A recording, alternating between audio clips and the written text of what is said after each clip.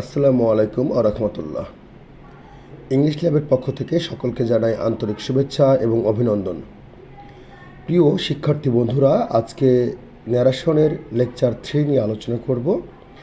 Lecture 3তে থাকছে interrogative sentence কিভাবে পরিবর্তন করা যায়, ডিরেক্ট থেকে ইনডাইরেক্ট করা যায়। তো প্রথমে আমরা দেখে নিই ইন্টারোগেটিভ সেন্টেন্সকে ডিরেক্ট থেকে ইনডাইরেক্ট করার কিছু কতিপয় নিয়মও রয়েছে। সেই নিয়মগুলো হলো, এর প্রথম লেকচারে বলেছিলাম যে একটা ন্যারেশনের 4টা অংশ পরিবর্তন হবে, কিছু কিছু ক্ষেত্রে 5টা অংশ পরিবর্তন হয়। তো প্রতিটা ন্যারেশনের প্রথম পরিবর্তন হচ্ছে রিপোর্টিং ভার্ব। ইন্টারোগেটিভ সেন্টেন্সে রিপোর্টিং ভার্বের পরিবর্তে আমরা একটা জিনিস নিব, সেটা হচ্ছে আস্কড।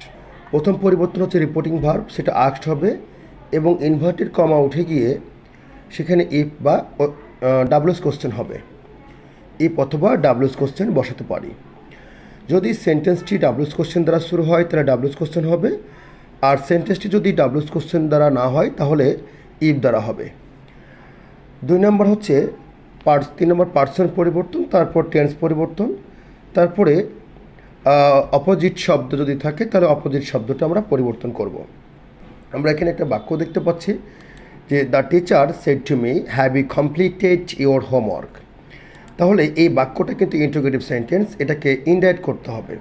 তো ইনডাইরেক্ট করার সময় শেডের পরিবর্তে কিন্তু আমরা এখানে আস্কড নিয়েছি।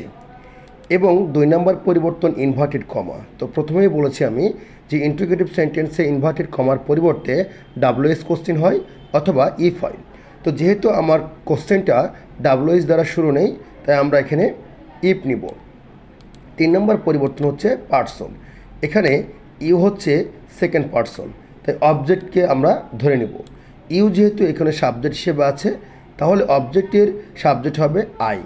আমরা এখানে আই নিয়েছি। এরপরে ভার্ব পরিবর্তন। এখানে আমরা দেখতে পাচ্ছি হ্যাভ আছে, এই জায়গাতে আমরা হ্যাড করে দেব, অর্থাৎ হ্যাভ হ্যাজ থাকলে হ্যাড হবে। এরপরে কমপ্লিটেড ভার্বের পাস্ট পার্টিসিপল করাই আছে, দরকার না এখানে চেঞ্জ করার। এরপরে ইওর হচ্ছে সেকেন্ড পার্সন, ইওর এখানে পসেসিভ ফর্মে আছে, তাই আমরা অবজেক্টের পসেসিভ করব হচ্ছে মাই হোমওয়ার্ক। তাহলে এখানে প্রশ্নটা হচ্ছে the teacher said to me, have you completed your homework. এর উত্তরটা হবে the teacher asked me if I had completed my homework. আমরা নিচে আরেকটা বাক্য দেখতে পাচ্ছি, he said to me, did you go there. যেহেতু এটা ইন্টারোগেটিভ সেন্টেন্স, তাই সেড টুর পরিবর্তে আমরা আস্কড নিয়েছি এখানে, এবং ইনভার্টেড কমার পরিবর্তে ইফ নিয়েছি। এখানে ইফ কেন নিলাম আবারও বলে দিই, যেহেতু ডাবলুএস কোশ্চেন দ্বারা বাক্যটি নেই, তাই আমরা ইফ নিব। 3 নম্বর হচ্ছে পার্সন, ইউ সেকেন্ড পার্সন, অবজেক্টকে নিব, তাহলে অবজেক্ট মি আছে এবং মেয়ের সাবজেক্ট হবে আই।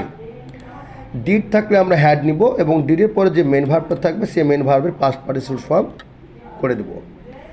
আমরা এখানে 3 নম্বর বাক্যটা দেখতে পাচ্ছি, my father said to me, what do you want. এটাও ইন্টারোগেটিভ সেন্টেন্স, তাই সেড টুর পরিবর্তে আস্কড নিয়েছি আমরা, এবং ইনভার্টেড কমার পরিবর্তে এখানে হোয়াট নিব। কেন হোয়াট নিব? প্রথমেই বলেছি যেহেতু এটি ডাবলুএস কোশ্চেন দ্বারা শুরু করা আছে, তাই ডাবলুএস কোশ্চেন হবে। পার্সন হচ্ছে সেকেন্ড পার্সন ইউ, অবজেক্টকে স্মরণ করলে আই হয়, এবং মেন ভার্বের পাস্ট ফর্ম করতে হবে, অর্থাৎ অনটা আছে অনটেড করে দেব। তাহলে প্রিয় শিক্ষার্থী বন্ধুরা, এ হলো ইন্টারোগেটিভ সেন্টেন্সের ন্যারেশন পরিবর্তন।